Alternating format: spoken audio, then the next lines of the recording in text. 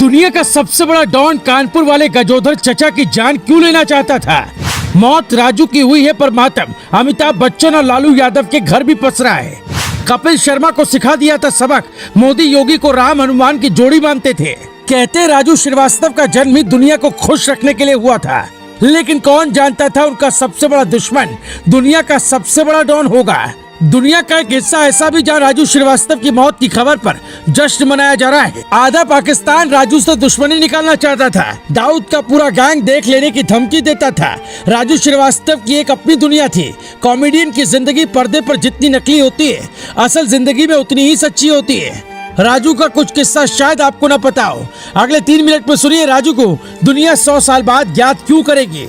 जब Kapil Sharma half pant पहनकर घूमते थे उस वक्त राजू कॉमेडी किंग बन चुके थे। उस वक्त मशहूर laughter show the great Indian laughter challenge आता था। देश ने पहली बार देखा एक कॉमेडियन मर्यादा में रहकर कैसे पूरे देश को हंसा सकता है। ऑटो ड्राइवर से लाफ्टर चैलेंज शो जीतने तक राजू की दुनिया एक गुमनाम थी, लेकिन टीवी पर स्टार बनते ही दाऊद से दुश्मनी हो गई। दरअसल सेना बॉर्डर पर बंदूक से पाकिस्तान को जवाब देती तो राजू श्रीवास्तव कॉमेडी से ही पाकिस्तान की भारी बेइज्जती कर देते। दाऊद इब्राहिम को तो खिलौना बना दिया गया था। पाकिस्तान और दुबई समेत कई मुस्लिम देशों से फोन आता कि वो दाऊद पर कॉमेडी सुनाना बंद कर दे वरना अंजाम बुरा होगा। हम आपको एक हिस्सा सुनाते हैं। राजू श्रीवास्तव बचपन में अमिताभ की फिल्में देखते, स्कूल छोड़कर लालू का भाषण सुनते। एक बार राजू श्रीवास्तव ने आवाज बदलकर अपनी माँ को ही डरा दिया था। हालांकि कॉमेडी करने के दौरान अमिताभ और लालू की नकल ने राजू को कॉमेडी किंग बना दिया। 90 के दशक में जब राजू महाराष्ट्र गए तो कोई पहचान नहीं थी। मुंबई में राजू को एक दादी के साथ रहने का मौका मिला, वो वहीं रुक गए। राजू के पास पैसे नहीं थे, बमुश्किल ही वो खाने पीने का जुगाड़ कर पाते थे। ऐसे में उनके लिए अलग से फ्लैट लेना मुमकिन नहीं था। हालांकि जब यहाँ रहना भी मुश्किल हो गया तो राजू ने मुंबई में ऑटो चलाने का काम शुरू कर दिया। लेकिन धीरे धीरे काम मिलने लगा और तेजाब फिल्म में पहली बार एंट्री मारी।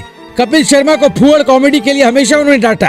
एक बार तो यहाँ तक कह दिया था, अगर पब्लिक को पता चलेगा कि ये लोग छोटी छोटी बात पर लड़ते हैं, शराब पीकर महिलाओं के साथ बदतमीजी करते हैं, तो इससे फैन फॉलोइंग कम होती है और लोग निराश होते हैं। लोग हमेशा आपको प्यार करते हुए सिर पर बैठा के रखते हैं, इसलिए बचना चाहिए। अगर इसका कारण शराब है तो उसे छोड़ देनी चाहिए, क्योंकि जनता के प्यार उससे बड़ा है।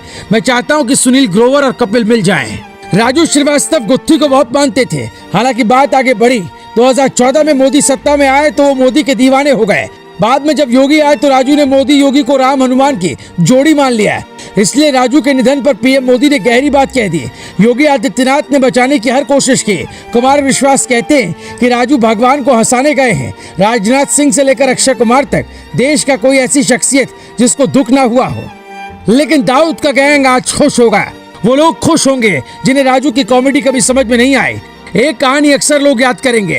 एक तरफ भूख थी, दूसरी तरफ मंजिल। राजू श्रीवास्तव मुंबई में थे। उसी दौरान उनकी मुलाकात एक बैंड वाले चचा से हुई। अमिताभ की आवाज निकालकर बारात में ताली बटोरने की शर्त थी, बदले में 50 रुपए तनख्वाह थी। राजू ने हाँ कर दी। यहीं से कॉमेडी किंग का सफर शुरू हुआ। मौत से पहले उन्होंने करोड़ों की संपत्ति मेहनत से कमाई। ऑटो चलाने वाले राजू के पास कार का कलेक्शन था। BMW सीरीज से लेकर Audi Q7 जैसी कई महंगी कार। इंसान कहता है जीवन में कुछ ऐसा कर जाओ कि मौत में सिर्फ शरीर को खोना पड़े, आत्मा सालों तक लोगों के जहन में जिंदा रहे। यही काम राजू श्रीवास्तव कर गए। Bureau report, global Bharat TV.